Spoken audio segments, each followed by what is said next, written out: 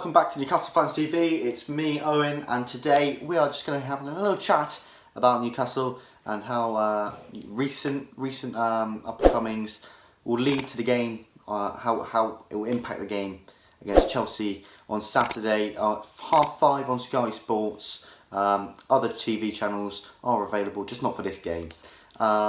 So let's just first of all have a look at how we're going to set up. Now, you saw the game against Rochdale, the 4-1, and it begs a few questions. Are we gonna have Richie in there still? The Longstaffs, are they gonna start in midfield again? Joe Linton, will he start up top or on his own with Carroll? There's a lot of things to take into account here, and you look back at the Wolves game as well. Isaac Hayden at right wing back, and he actually put in a very good shift for someone who was out of position. I'm sure Kyle said that. I'm pretty sure Kyle did say that. And I thought that as well. He put in a stunning performance at right wing back, and I wouldn't be ashamed to see him start there again, especially if especially because he's had that good game. Hayden, I think he deserves to start again after that good game against Wolves. Joe Linton scored against Rochdale, and I think that warrants a start against Chelsea, mainly for his confidence. You can't just, Lee said it in the last word this week, you cannot not start someone who's just scored after not scoring for 20 games. That will not do his confidence any good at all. But whether he starts up top with Carroll or on his own, and quite personally, I start him up top with Carroll. You saw Gale and Joe Linton start up top together at Wolves with Almiron just behind them, and I think that's the way forward from now on.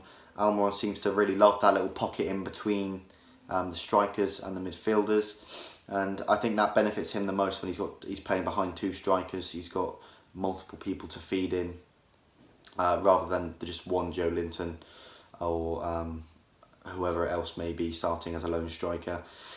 So we do have injuries coming back. Matt Ritchie obviously was mentioned a minute ago.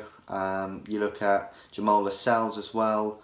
Kieran Clark came back against Wolves, and these players I think all deserve to start against Chelsea. You look at Lejeune.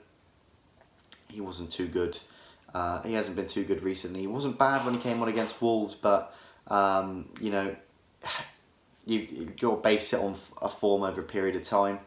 Dominic's obviously injured again, so that fits perfectly for Lascelles. So I think our back three might be Clark, Lascelles, Fernandez, and that's strong. Lascelles brings lots of organisation and leadership, and it's good to see Kieran Clark back again. Someone who doesn't fiddle around with the ball at his feet, just gets the job done. Much like Lascelles, and almost a bit like Fernandez as well, though Fernandez does like to play with his feet a little bit. Bruce, in his press conference, I'm sure he'll talk more about all of this, but here's Lee to talk about Chelsea. So we're on the Mac and we're having a look at the league table. Chelsea are currently 4th in the Premier League, 5 points ahead of Manchester United, who are their closest. But you might say Spurs might come good, but Spurs are 9 points behind Chelsea at this stage of the season. It looks like it's between Chelsea and Man United for the 4th position. So Lampard will want that win and hopeful that Man United don't pick up all 3 points. But they've been doing well considering they had a transfer embargo at the start of the season when Lampard was forced to play a lot of returning loan A players. Of course, those loan return players, Tammy Abraham has to be the main threat. He's banging in the goals left, right and centre. He's surely going to be on the plane for the Euros coming up in the summer. Also, Mason Mount has produced assists and goals. He looks a real threat from midfield. And then you look at Reece James from right back. He's coming at the side this season. We don't even stop there. And then if we look at centre-back Fikayo Tomori, he's another one. So Lampard isn't afraid to play English young talent. And maybe that's been a blessing in disguise for the Blues. Of course, Christian Pulisic has chipped in with a few goals. Williams a threat going forward at set pieces as well. Jorginho seems to be back like he was the first season when he came. Kante is likely to come back in. He's like a two-man midfield, him on his own.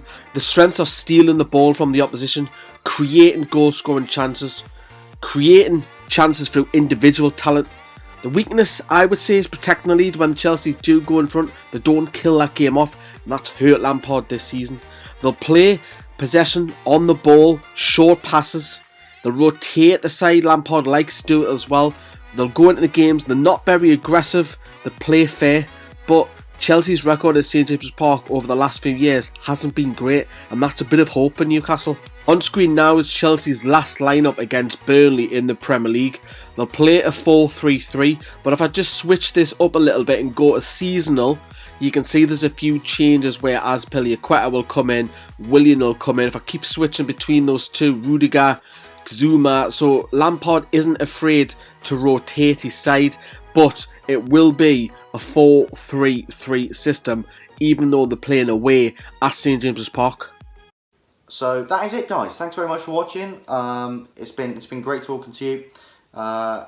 Watch out for all the videos on Saturday after full time. Videos will be out as quick as possible. And yeah, thanks very much for watching, guys. See you next time.